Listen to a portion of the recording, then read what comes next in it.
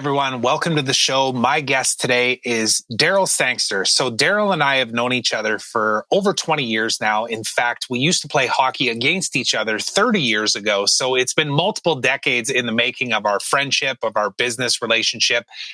He's been a client of mine. I've been a client of his. In fact, bought many of his products from the franchise company that his family used to own and started called Sangster's Health Centers. And, Darryl brings a wealth of experience in his current capacity of what he does, which is as a mentor, a coach, an advisor to franchisors that have franchisees underneath them. So they're aspiring to grow. They're aspiring to increase their profits, to, build an amazing core culture within their company. And, what Darryl does is he brings in that wealth of experience of being through all of those experiences as a franchisor himself, the highs and the lows and everything in between. He's had a multi-million-dollar business. He's gone to the bank and got $1 million loan. He's experienced what it's like to be just so driven and so passionate about your work that it absolutely consumed him at one point in his life, and how he dealt with that from a work-life balance perspective too. And we actually spoke a lot about that as a concept, right? Knowing that as entrepreneurs, if you're an entrepreneur, you'll probably relate to this, that, we get so passionate about our work and our identity tied to our work. And then it's almost impossible to turn it off, right? So therefore, when we have families and we have, vacations that we take, it's really hard to turn it off. At least that's the story that we tell ourselves. And then life happens and you go through these roller coaster moments and you get punched in the face, literally and figuratively, and you start to see things in a different light, right? So this is one of the values and benefits of having a mentor along the way. I've hired many mentors. Darryl is a mentor to franchisors that are in the situation that he's been in before himself with decades of experience. And what we really spoke about was his journey through that entire thing, how he's really learned to become the leader that he is, and just reflecting back on the fact that a lot of his leadership qualities were instilled in him very early in his childhood by his dad, right? So we talk a lot about his dad, who's no longer with us right now. He's an amazing man, really, astute and powerful businessman, but also somebody that was just character-wise, just salt of the earth, thought of people first. And Darryl inherited all of those qualities, but naturally he's become the leader that he is through his own experiences as well. So I think anybody listening to this will get a lot of value from just, hearing about Darryl's story, hearing about the highs and the lows and everything in between, and just being able to put a perspective on it of, reflecting on like, what's most important? What are we ultimately trying to do here as men in this world, as parents, as, business owners? And, how this can ultimately translate into serving other people. And again, that's one of the major concepts of me doing this podcast, is to bring people to you that tell vulnerable, honest stories, the whole messy journey, all the good stuff, all the bad stuff, so that you can take away some of those lessons and apply them into your own life as well. So let's go ahead and give this one a listen.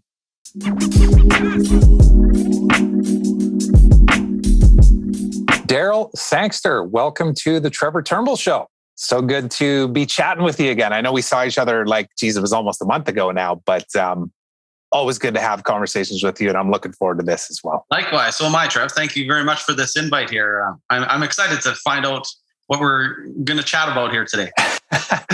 Yeah, absolutely. And to give you a little bit of that context, obviously, a bit about kind of the foundation of why I created this podcast. But for anybody that may be watching for the first time, I really created this to be able to have vulnerable, honest conversations, share the messy journey, both to serve myself and my own journey and to be able to have some, insight into what other people have been through, but also for anybody else that'll be listening to understand just, how to navigate this crazy world, not just business, but even personal life and everything in between. So you and I have talked lots before. We've known each other for 20 plus years now.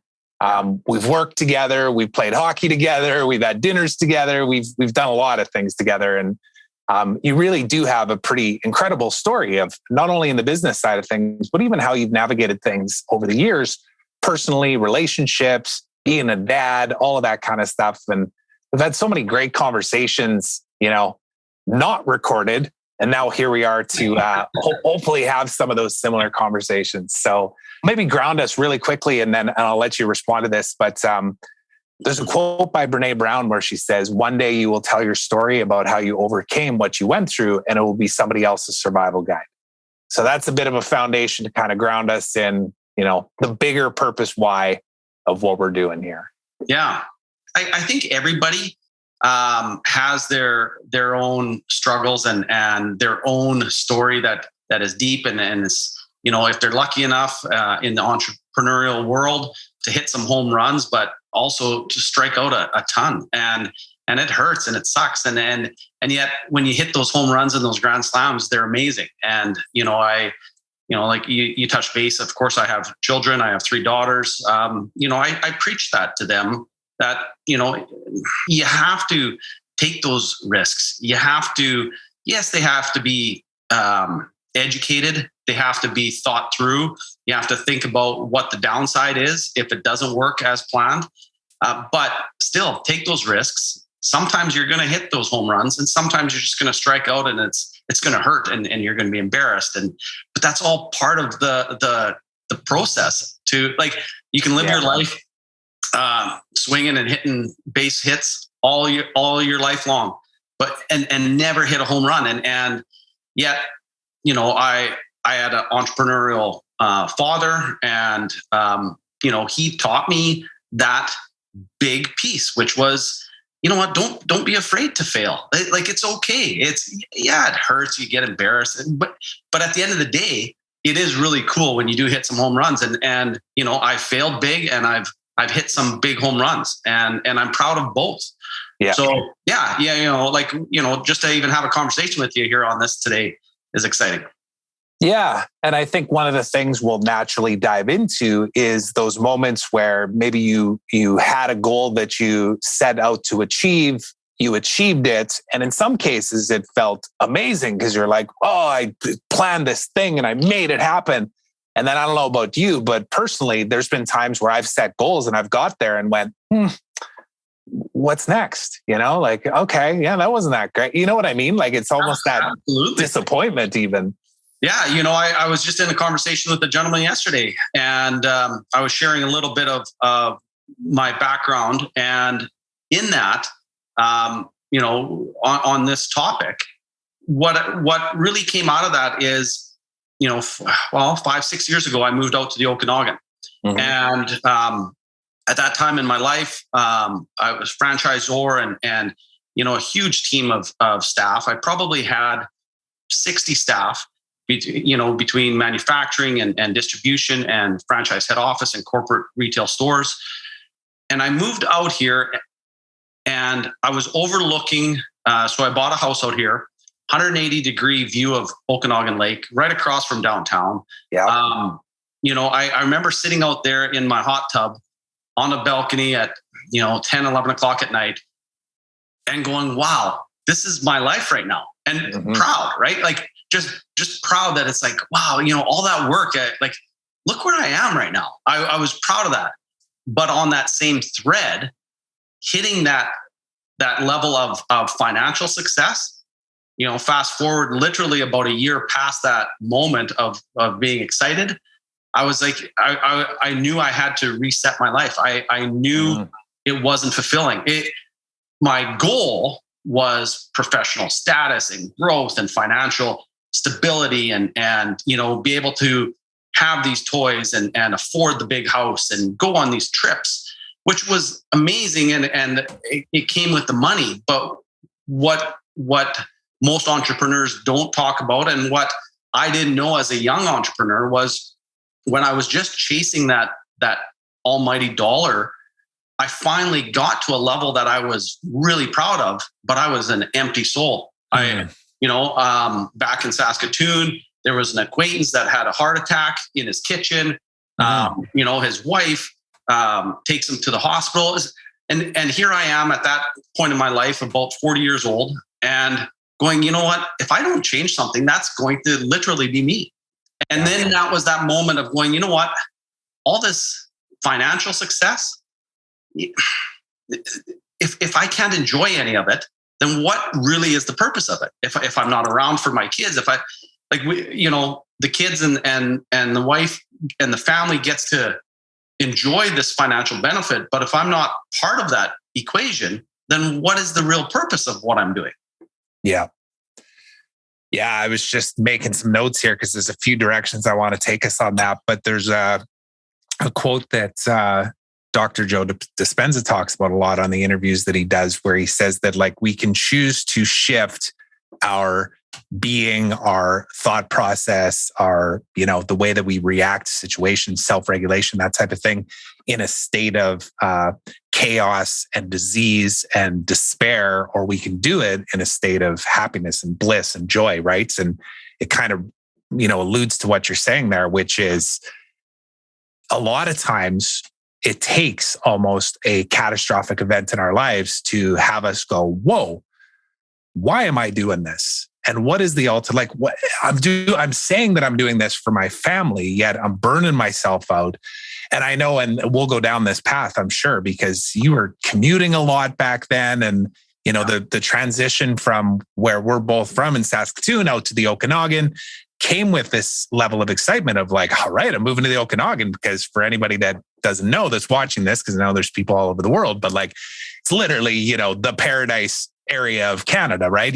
Everybody aspires to live here. You visit once and you're like, man, I got to live there, right? So you actually like achieved that. And yet you were just so into your business and working so much that there was other parts of your life that were suffering. And it kind of, speaks to all of that stuff and why this conversation is so important. So anything come up for you there? And then I really do want to jump back to like when we first met even too, and just talk about that Darryl and what transpired over those like 15, 20 years leading you to Kelowna. Yeah, I think one of the things that really stuck out or does stick out in that period is the fact that I was able to be physically present at my kids' recital. So it wasn't as if I was a deadbeat dad and unable to do that. But what nobody ever really talks about is that I was never mentally present. Right. And that's 7 days a week, 365 days a year, Saturday afternoon, Sunday afternoon. Yes, holidays. I was physically at home with my wife and my children, but I wasn't mentally there. I was so pressured and consumed with this professional goal of, I got to keep growing. I got to keep acquiring. I got to keep building this, whatever it is I'm doing. And I remember at one point, my own mother even questioned, she said, why do you keep buying things and building these things? Like you got enough, slow down. And but again, I was so full of, okay, this is what I'm supposed to do. Yeah. And even though, again, people can tell you to slow down and people can, like you said, it's, you have to experience it. You have to run into that wall and go, this isn't for me. Like I just like today, I'm in no way ashamed of how much less I make today than what I did. I'm happy today. I can golf today. I can sit on a Saturday afternoon with you and have a beer on a patio and enjoy the entire 2-hour experience without thinking about work, without, having all this consume me. And to me, that's that balance. I knew I needed it. I just didn't know what the trigger was going to be to get me there. Mm-hmm. Yeah. So let's maybe tell that timeline a bit. And I'll just mention too, because I'm going to link this up in the show notes, but just last night I was actually watching a video. It's no secret, like Google and Facebook, all of these different tools, they have algorithms that feed you exactly kind of the path that you're down. So I see a lot of inspirational stuff because I consume a lot of these things, but there's a guy by the name of Gabor Mate, who's actually based in Vancouver, and he speaks a lot about trauma and that type of thing. And he was on an interview with on London Real, and he was speaking about what you're talking about, this idea that like when you are so driven and you have a value around entrepreneurship and your identity is attached to it, and then you're good at it, you just keep going and you naturally have a really hard time stopping, right? So the host of this interview was talking about how, he'd be on vacations, but he'd never be really truly present. And he actually, like he admitted there, he's like, I had to get out after 3 to 4 days. Like we'd be on 7-day vacations and his wife would stay back and he'd go back because he just literally couldn't slow down enough. And it was the moments where he was actually quite emotional about it because he was thinking to himself like, oh, that doesn't seem like what I ultimately want. And that's what Gabber said to him too. He's like, is that the life that you want? And he's like, no. He goes, well, then this is the thing that we get to work on, right? You work on building your skills as an entrepreneur. We get to also be conscious to the moments of when you should be slowing down and actually sit in the uncomfortableness, because it is like, let's just be honest, when you're like us, because you and I are very similar that way, we actually love what we do. So we don't think of it as work. Yeah. You're 100% right. Yeah. Like, you know, when I ended up selling to basically reset my world, and that was my exit was, you know, the only option I have is to sell, and then I can reassess my life. So I ended up selling, but in that early 2018, absolutely, that's when, like, you're sitting there. I'm like, well, what am I going to do? What? And to follow up on one of the points that you had mentioned about, you know, when you're young and you know you're fueled by this growth. There was a point I remember I was about 34 years old, and I went to the bank and asked them for over $1 million. And I remember, like, in hindsight, I'm sitting there and I don't know if it was arrogance, if it was cockiness, like who I thought I was. But then, you know, fast forward another year later, I get it. And now all of a sudden, and it's like, wow, like, you know, they're lending you a lot of money on these things. And then once that door was opened, I'm like, wow, I can go back to the bank and ask for some more and buy this and acquire this. And before I knew it, you know, the amount of borrowing and real estate and business that you have is massive. And that weight and that it's like, wow, you know, every month I have to afford a lot just to make my payments on all this. And then you start to think, well, what's going to happen if I have a bad month, or what's going to happen if I, you know, have a bad quarter? Yeah. And, you know, that's the stuff that is killer. And then that takes you away from all the reasons why you got into business in the first place. If all, you know, my time was being consumed with, you know, well, geez, you know, what if this happens? And, you know, if I can't do this, what's going to happen? And, you know, and then it became a place of fear and just working just to pay the bank. And then it took all the fun out of why we were actually working to work in the first place. Mm-hmm. Yeah, no, I'm glad you brought that up, because it actually allows for a nice transition into telling a bit about your background. Because now, of course, you are a consultant, a coach, a mentor, a trainer to people that are franchisors. So people that have the franchise company and they're looking to, you know, get franchisees on board and ultimately scale what they're doing, increase profitability, all of the elements of ultimately growing a franchise business. And I know we've worked together and I understand your business, but I want other people to as well. You know, we kind of joked about it at first, saying like, you know what, you're kind of like the franchise wolf, meaning like, you know, the Pulp Fiction movie. You come in, you say, you know, go clean that thing up and we'll put this over here and now stand in the backyard and let me hose you down with some water and you're good, you know, and then you go off for breakfast. But it's really true, you know, like it's one of those things that I know personally, I didn't even know that I needed a mentor. And one that ultimately like could really guide me and help me avoid certain mistakes. Like it was even less so much about like what they could tell me to do things right.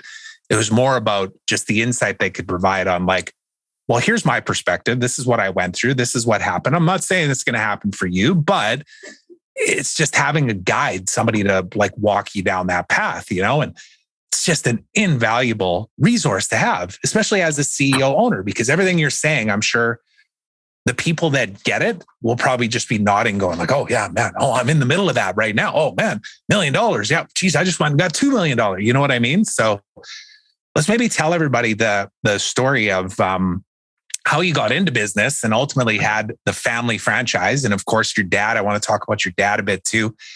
Sangster's Health Centers was the thing back in the day that you committed all of your time to, and that was like early 2000s, right? You want to maybe just tell a bit of that story? And yeah, absolutely. As you mentioned, you and I played hockey against each other and with each other, in our early years. After that hockey, my parents had Sangster's Health Centers, and it was a company that they had started back in the 70s.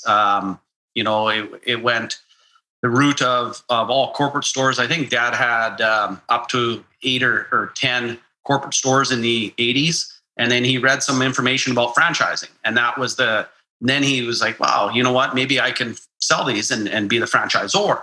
And then that led into the 90s. And then there was the big quick fix pill era where everybody wanted the magic, weight loss pill. And our industry took off. That he had a lot of expansion throughout that 10 years of the 90s. And then in early 2000s, he was approached by a public company, Planet Organic, who wanted to buy him out.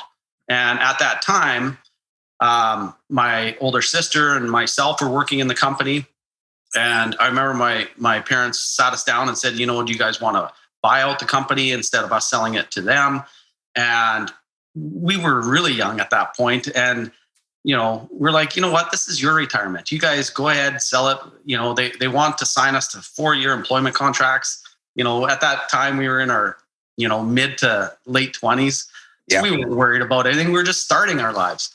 And so then it was like, you know what, you guys sell and we're good. We're young enough. We'll keep working somewhere. So then in 2004, Dad sold to Planet Organic. And nothing changed from the brand. The ownership, of course, changed, but that's it. He was running the company. I was in a VP role, and we ran with that. And then in 2008, my dad retired. And then Planet Organic accepted me as president of the Sangsters division, which was part of their public company. So then that really got me into the high level, the leadership role of that organization.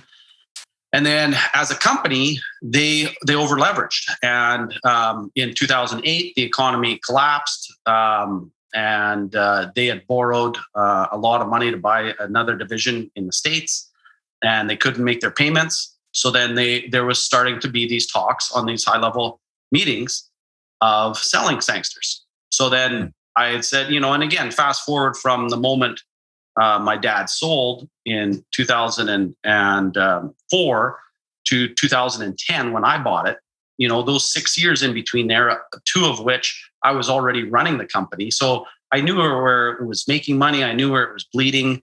It was really just the ownership is the one piece that would change if I ended up buying it. So I put my hat in the mix, and, talking as entrepreneurs, in hindsight, it took me 9 months and 4 offers to close that deal.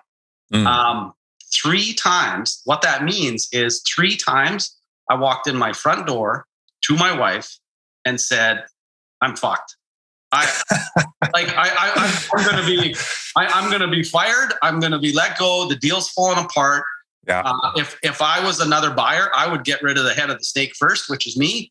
And I would bring in my own values and my own direction and my own leadership and do that. And so the emotional roller coaster was massive. Yeah. I didn't enjoy it at the time. In hindsight, it was a learning experience I would never trade for anything in the world, because it taught me so much about negotiations and big negotiations and having that confidence to walk away. Like, when it took me 9 months, but at about 7 months, we were into about December, early January of 2010, and the deal still wasn't closed. And I was $26,000 into my personal line of credit. Nothing to show for it. That was all money that I was funding to my lawyers and accountants to protect myself if I was able to purchase this. Yeah. And at that moment, thinking this is a lot of money, and I have zero to show for it. It's no different as if I took it and just dumped it down the toilet. I don't even have an offer. It's dead. It's off the table. The deal's, and then after that third offer fell apart, it was mid-January of 2010. I went to my dad's and we stood outside in his driveway, and I said, I don't know what I'm going to do. Like and he said, you know what? He says, negotiations, it's a fight. He says, you got to hit them with a 2x4. He said, they need some money. He says, do you have the ability to increase your down payment, your deposit with your next offer? I said, yeah, I do. He goes, okay. He says, double your down payment and let them know that you'll release the funds immediately tomorrow if they accept it. Like it's that fast. And he says, you drop your purchase price again. And so then each offer, I dropped my purchase price, and yet each offer, I convinced myself that it was the perfect price. But, and it's funny, but it was that got me into, so of course, when I submitted that fourth one, I sent the money through the next day, just like Dad had thought. And they took me up on it. And the one thing, the confidence piece that I needed to hear in his driveway was, I was struggling with, do I even put in another offer? Don't I? And he said, if you don't buy it, I will. and he'd been out of the game, and just to have that much confidence, that's all I needed to hear was, okay, you know what? Like, I shouldn't be worried about it. It's not as if we don't know the business. Like, we know every aspect of the business. We're the only family members that have been running it this entire lifespan of, at that time, 30 plus years. Yeah. Right. So, yeah. And then that got me into the Sangster's ownership. And then quickly, right after that, I bought a manufacturing facility in Saskatoon. And that one, I was tapped out financially because I liquidated everything to get into this business. And then an offer comes through, and this guy is selling his manufacturing business. But I look at his numbers, and he's just losing a ton of money. And like it's a matter of months, maybe days before he shuts down anyways. So there wasn't like there was any value to it. But when I looked at his business, he had Health Canada license, he had the equipment, he had the staff. So he had everything there. What he was lacking was sales. He didn't have any customers. Like his burn rate was far too high. He just didn't have enough money coming in to keep the company afloat. At that time, I'm looking at my cost of goods, and we were sitting at about $4 million a year. And I'm like, you know what? I can probably section off 500,000. And if I could send 500,000 out of this 4 million over to my own manufacturing, that's enough revenue to keep my lights on. And that's as simple as that was. So I paid nothing for it because it was a dud, but I saw that potential in what it could be if I could solve that one piece of the puzzle, which was it just needs some revenue. That's it. And so then I brought in the manufacturing into the fold, and we already had the distribution, and that's what I ran with. And then years later, it was moving it all out to BC in 2015. When I bought a building, I bought a large 33,000 square foot building out here because I was still feeling all overconfident in my borrowing abilities. Yeah. But again, I remember I went to the bank and like that, it was a big building out here. But I was going to then move my manufacturing and my distribution and everything under one roof out here. And which would satisfy both a personal need or want, I should say, not a need, but a personal want, which was to live in the Okanagan. And then also, of course, bring all my operations under one roof. That was the intent. Yeah. And I know we talked about this, might have even been the last time you were over at our place there, just about that transition and the fact that you had all of these amazing people that had been working with you for years and years in Saskatoon, like between you, your dad, the whole transition of all these things. So like 30 years, I'm sure, I'm not sure exactly, but some of them probably were with you for decades, Yep. And then, not all of them, in fact, many of them didn't come with, right? And naturally now you've got all of these, numbers making sense as far as you got the plants, you got the money, you got the loans, you got all these things. But now maybe the people, you didn't have the people that were there on the journey with you. And I'm actually just looking at this right now because I was trying to remember when this was. It was like 2009 or 2010 when I was in the airport and I saw your mug on a magazine. I was like, what? I know this guy, right? And it was Franchise Canada magazine that said a natural leader on it. And then I didn't even move these magazines next to them. They were just right there. Entrepreneur was right next to it. 10 ideas to make you a better leader. Next to that, Forbes. And I snapped that photo for you. And I know you still have it on a few social accounts and stuff too. But how has that been a part of your journey? Because I know when you work with companies now in the role that you position yourself in as an advisor, as a trusted advisor, mentor, coach, a big part of any business growth has to be the people, right? And how you lead the people and how really like the CEO/owner's job, their primary job is really to make sure that the people are good and that they're empowered and that they're running things efficiently. Give me a sense of what that was like over the years, because you were pretty young when you first jumped into the family business, right? And naturally, I'm sure you didn't have those innate skills, but maybe some of those things were coming across from your dad too. Because I just remember your dad, who's of course passed now, but he was just such a great people person, wasn't he? Like he was just the kind of person that you just loved to work with and for and go to battle with. Yeah, and obviously he built up a huge, good reputation in the business world, especially in the franchising sector. Mm-hmm. There's a lot of people at the Canadian Franchise Association that still bring up his name to this day when I'm out and about in these areas of the world. And it's he built up an amazing reputation as a good, honest, tough businessman. Mm-hmm.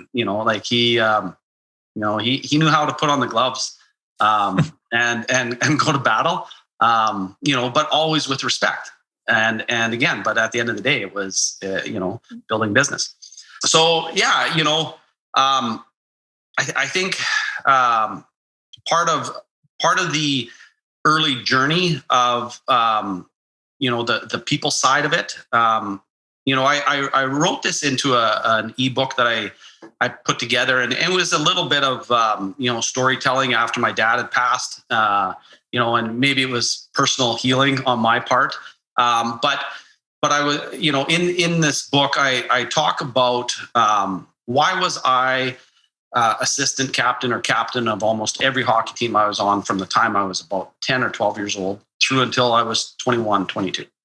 And I wasn't ever the best player. I never played NHL. I was never drafted in that. But why was I either the captain or assistant captain on every team? And it's my belief as a parent, it wasn't until my early 20s when I became a parent that I really thought about the why behind that. And I do believe that leadership is a learned trait. And when I look back at my life, even my dad, he would say things to me on the bench. He used to coach me when I was 10 years old. He'd say, if you want the boys to, get out there and toughen up, then you got to go toughen up and get out there and show them.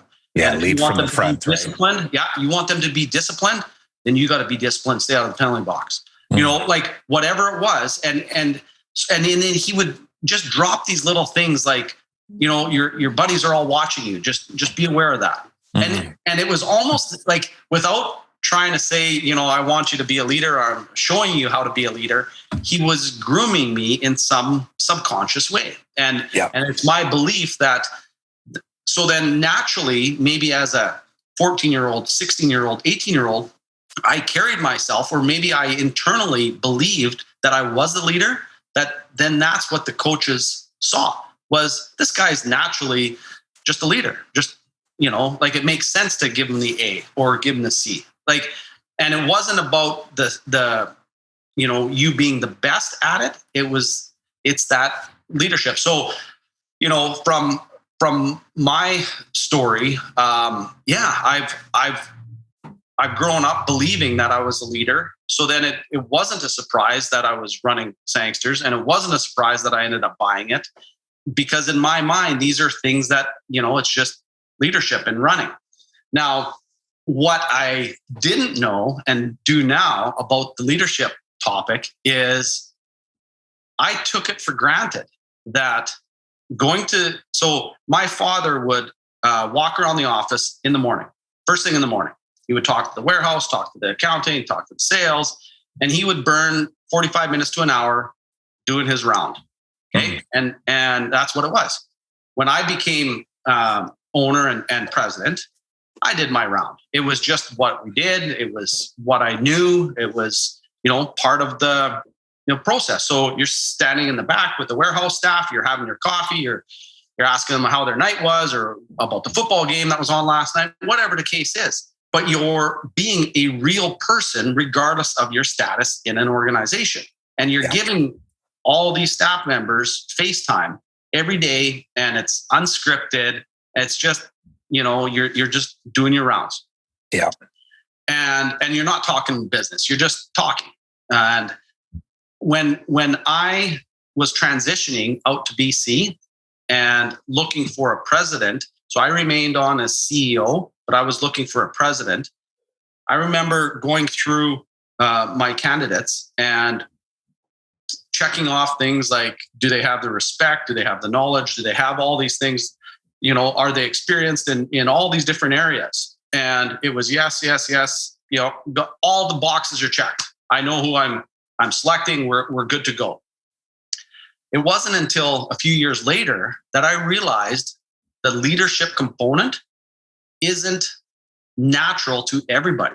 I just assumed it was because that's how it was in my world. Yeah. But some people are soldiers forever. They'll work 14-hour days if you ask them to, even if you don't ask them to. Like they're your soldier forever. But I didn't ask myself the important question. So, looking at my life, yes. Now, given that same scenario, you have to look at, the qualifications of a candidate, so to speak. But you also have to ask yourself, are they a leader? Because it's those little things that are, they make up the organization when you're at the top. It's that not looking at that burnt hour walking around as wasted time, because it's building the morale and keeping your team alive and happy and functioning. And so, yes, others, you might even look at it and go, geez, I could do something else for these 45 minutes and better utilize the time for the business. But, that it's an incorrect thought, because that 45 minutes is critical to the well-being of the organization as a whole. Yeah. The thought that comes to mind, and the first one that just came to mind, is Gary Vaynerchuk actually has a new book out, or coming out right away, called 12 and a half, where he talks about emotional intelligence and the importance of it in leadership and the soft skills as opposed to the hard skills, because the hard skills are taught either in school of hard knocks, through mentorship, whatever. But the soft skills are like empathy, caring, like not looking at your profit and loss statement and trying to make the numbers work, but actually looking at the people and how can you make this work for them? How can you make their time working with the company a part of their best life, helping them achieve that life goal of getting a house or whatever it might be, right? Knowing that it actually takes care of the profit and loss statement if you take care of the people, right? So there's a shift happening, and it's not just happening, it's been happening for quite a while, but I think it's becoming very obvious that yes, you have to have some of the foundational pieces of running a profitable business, right? You need to know your numbers, you need to learn the skills of negotiation. You have to get good at sales, because a lot of times that's where many businesses fail. And I know that's usually when you work with clients, a lot of times I'm sure that's one of the first things you come in is like, let's fix the sales. And then you get in there and you realize, like, you guys know there's actually like 4 other things that are contributing to the lack of sales here. And a lot of it ends up coming back to these exact things, right? And this is why it's so important to have an outside perspective as well, as an advisor, as a mentor, as a coach, when you're running a business and you have big dreams and goals. So I'm glad we got to touch on that. I want to ask you a handful of questions here, Darryl, kind of in a standard format of what we do.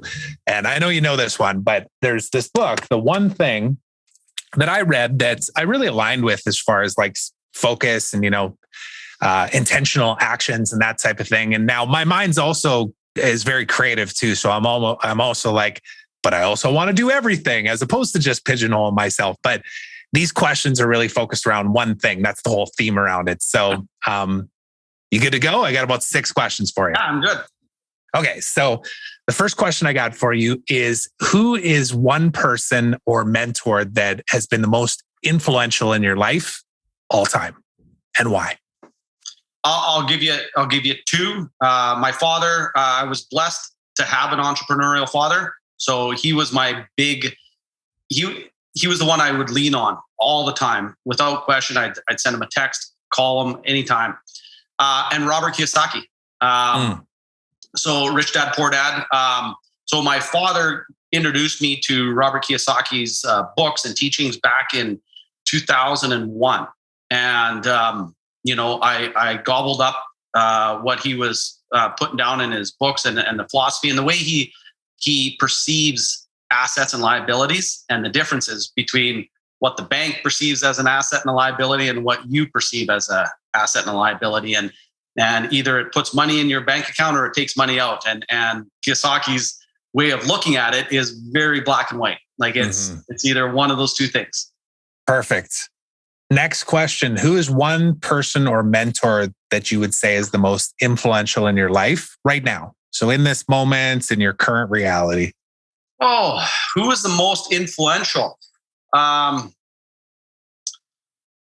I can tell you that, and again, your head might grow here, but you helped me cross a bridge that I didn't know I could ever get across. And just to tell the listeners briefly, I've always been in a physical product selling position. I've always sold tangible items, and it was supplements mostly.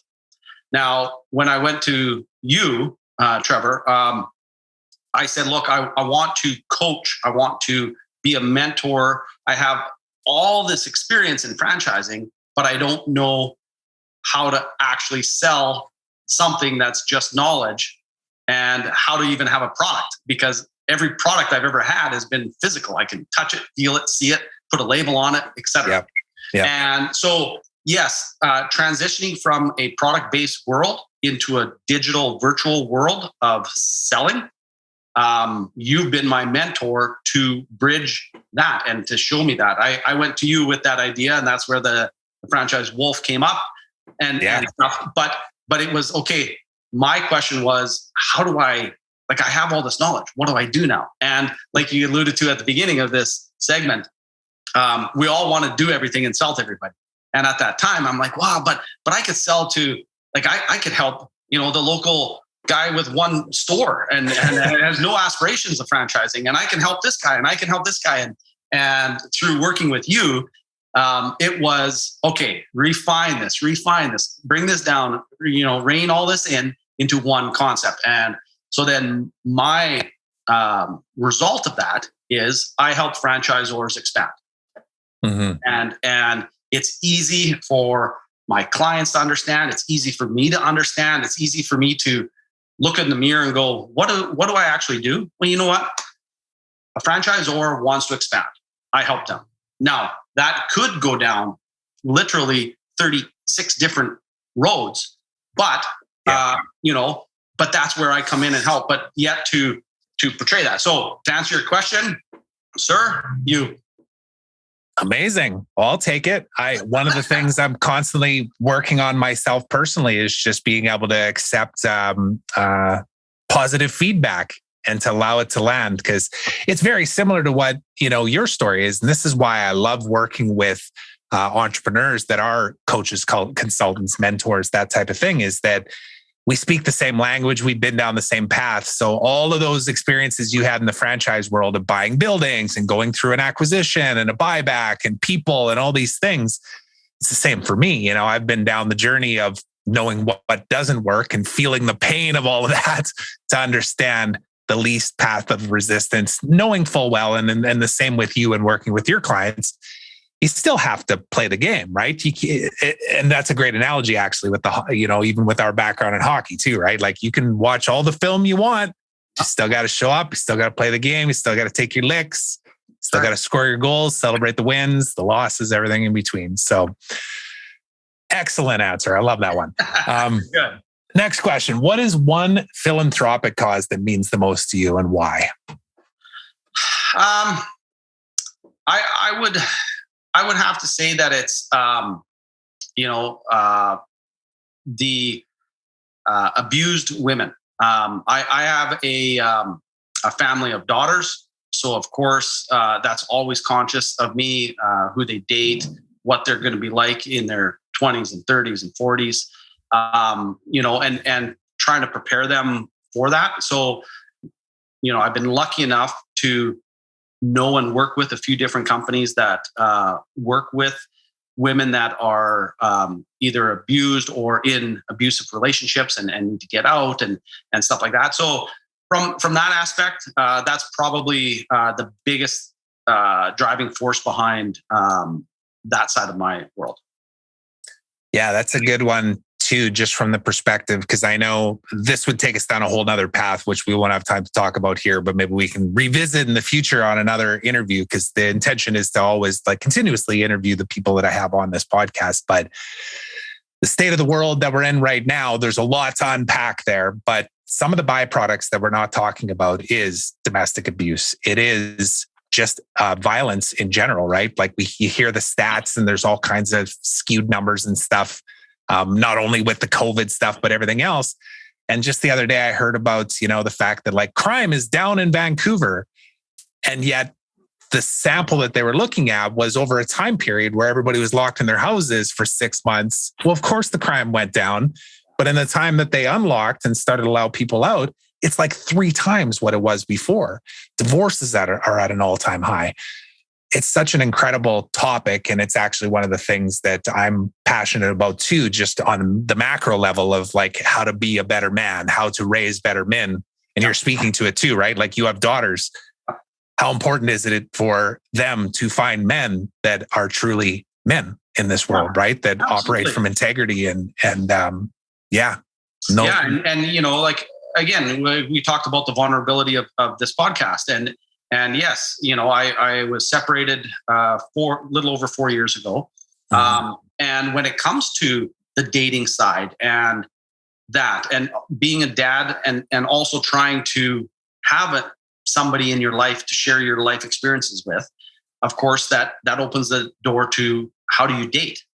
And I'm going to share one story with you because it was, so the first couple of years, of course, I was dating, but my girls never saw me ever date. So in my scenario, it was week on, week off. So the girls were with me Monday or Sunday to Sunday, and then they were not with me for a week. So it was in the weeks where they were at their mom's that I would go out and date. They didn't see that. But the weeks that I had the girls, I was a dad, and I was just a boring dad. That's what they saw. I wasn't going out and having fun and doing this stuff. I was just being dad. Fast forward a couple of years into my separation, we're driving around. We have hot chocolate. We're looking here in Kelowna. There's a place called Candy Cane Lane, and it's Christmas time. We're driving around with hot chocolate, looking at Christmas lights. My one daughter in the back seat, she says, Dad, I think you should get a dog. And I said, well, we already share a dog. He goes back and forth with you girls. I said, I don't need a dog. And she says, well, I think you're lonely. And it broke my heart because here again, I was proud that I wasn't opening up that side. I never wanted to be the dad that had these women coming over and the girls seeing all this, because yes, I understood as part of the process, but it's not something that I wanted them to see. Is you dating somebody for a month and then dating somebody different for another month and then dating somebody different for another month. And just trying to figure out who your next life partner is in your journey. So I sheltered them from that. So I was proud, but yet they saw me as this boring dad who just stayed at home. And I remember I turned around in the back seat. And I said to Madison, Madison, I don't need a dog. I need a woman. Well, she just burst out laughing. And that was, and again, like we said, the healing from the separation was already 2 years down the line. We were starting as a family, all those wounds were healed or healing. And it wasn't such a raw topic like it was at the beginning. So we were able to joke about that. And now to this day, again, they've met my girlfriends and that kind of stuff. But again, I don't open that door to just anyone. One of the girls I dated, it was 6 months before my girls actually got introduced to her, because I had to keep it, because it was just one thing I just never wanted to do. Because when we talk about being that parent, that's that piece of, they're going to look at me as the type of man, some characteristics that they see in their future husbands or boyfriends or partners or whatever. Yep. So I have to make sure that those morals and those boundaries are set. Absolutely. No, and I know your girls mean the world to you. I was looking at some of your posts over the years, always doing my research before these. And, you speak about them a lot as them being a foundation to your why. And naturally, I think our conversation has kind of alluded to how, that's and where your time and efforts and stuff have even shifted over time too, right? And knowing that your journey's been perfect and now you have a different perspective and a focus on what you're doing than maybe you did 20 years ago. But it's part of the process too, right? And hopefully anybody else listening to this too will help that, just grounding them too, that, if your family is number one, then take a look at your actions in your life and really analyze, are they? And if not, what needs to change, right? Little habits, one thing at a time. So it's an important piece to talk about here.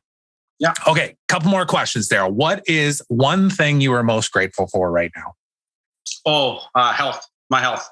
Hands down, money, anything that again, without that health piece, and we've all experienced family members, we've all experienced different challenges with health. And again, the one when it keeps coming back is I think of Steve Jobs. Here's a guy with mountains of dollars, but he couldn't stop the health from doing its thing. And so again, it's the one piece that I think it doesn't matter what we do, whether I sell franchises, whether I help people, whether I sell pills and amass amount of money. That's, to me, it's the health. It's the one thing that I'm most grateful for. That's a good one for sure. What is one thing you are most curious about right now and looking to learn more about, explore further? NFTs. Yeah. So on a personal level, I'm big into the crypto space, and most recently, I've been trying to figure out the NFTs and reading and watching a ton on that, and just wrapping my brain around how all these, I guess, gurus are perceiving these NFTs to be wrapping this whole economic globe in these things. So I find it incredibly interesting piece of the puzzle right now. For sure. It's fascinating. I've had the conversation with a couple of people on the podcast, even that are artists, and getting their perspective from the artist perspective and whatnot. And it's an area that I'm interested in too. And it does come with those elements of like, this doesn't even make sense to me. What's going on here? I need to learn more. And then you pick up one thing. I know for me, this is how it's been, is somebody will explain it in a way where I'll go, I see how that ties to this. But I could hear the same thing 12 times and never have it land, right? And I think the lesson I take from that always, though, too, is like, this is just another challenge, another thing that I get to navigate. And I'm so grateful that my brain works that way, that I don't get down on myself to say, like, I'm never going to know this social media thing. Like, it's one of the blessings I think I've had in my own, journey even too, is like, social media is a great example. Like, when social media hit, nobody believed it would be what it is today, the good and the bad. And I dove into it head first at a time when everybody thought I was insane. And I had a hobby for like 3 years because I couldn't really build a business around it. And I look at NFTs the same way, where I'm like, let me just go be curious about this. Don't judge myself. Don't think that you're stupid for not understanding it and everybody knows more than you. Just be open-minded. Explore, right? Oh, I sit there and I hear all these people talking about NFTs. And then I'm like, I don't even know what it stands for. So here I'm Googling. I've mispronounced it like a half a dozen times on this podcast alone. Yeah. Like, just to non-fungible token. And, and then what does that really mean? And, it's amazing because you got everything from artists to musics to digital to physical assets, like these things. And they're basically the one way it was, one person explained to me was, think of it like trading cards, where you only have, 1 or 2 Babe Ruth cards. Of course, they're worth millions in prime condition because there's only a couple available. Yeah. So the NFTs are similar because you can have one raw recording of Garth Brooks where it's his, and everything else is a copy of the original recording. So that original recording, if that's NFT'd, that's proof that that's the one. Every other version of the song is just a replica of that first one. Yeah.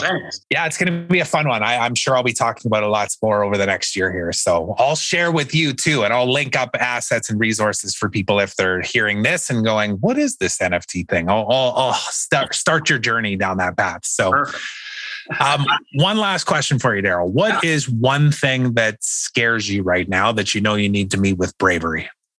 That's a fantastic question. So I'm not vaccinated. I find it an incredible challenge.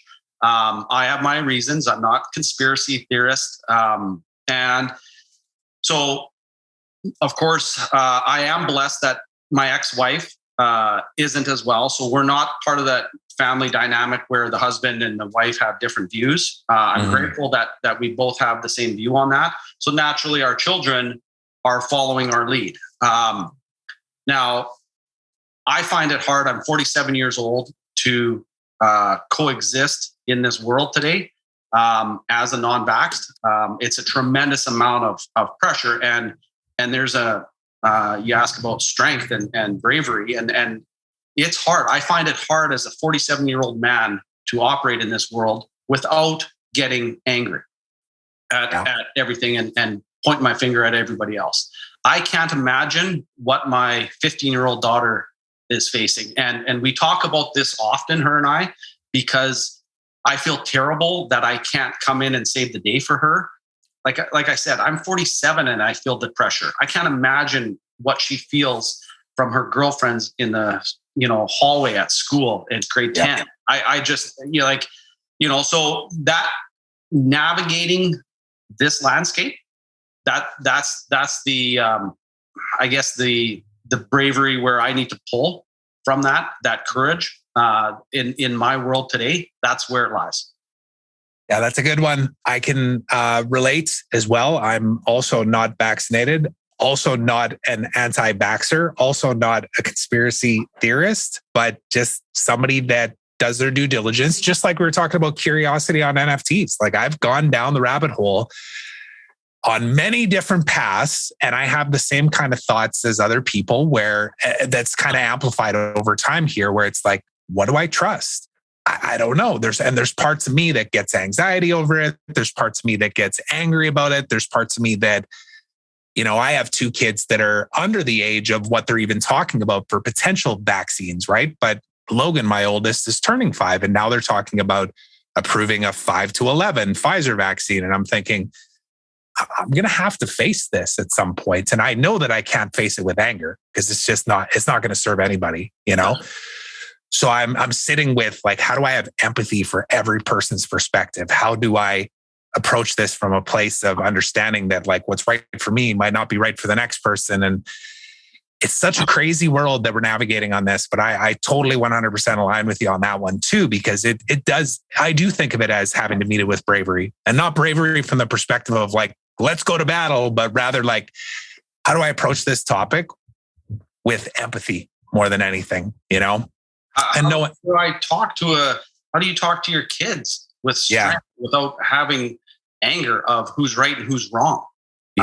So that's that internal strength. I find that me reaching deep into myself on a regular basis, more so now on this topic than I have in a lot of my life.